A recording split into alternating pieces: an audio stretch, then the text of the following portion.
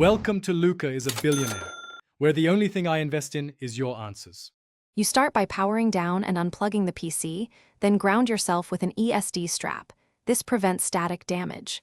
Next, confirm your M2 drive type, NVMe versus SATA, and the motherboard slot key and standoff position so the connector lines up correctly.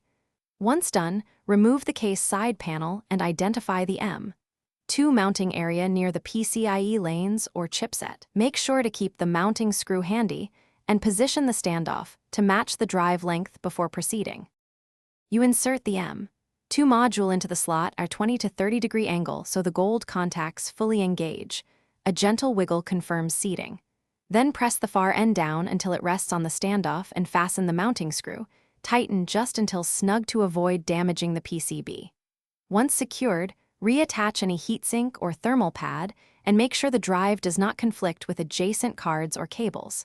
After that, close the case and reconnect power and peripherals. You boot into BIOS or UEFI first to verify the motherboard detects the new M2 drive and to set NVMe or PCIe mode if required. This avoids installer confusion later. Then start your operating system installer or use disk management to initialize, partition, and format the drive so it is ready for use. If the drive is not detected, reseat it, confirm the standoff and screw, update the BIOS, and check compatibility notes. This single troubleshooting step. Thanks for watching and please subscribe. It's the best investment you'll ever make.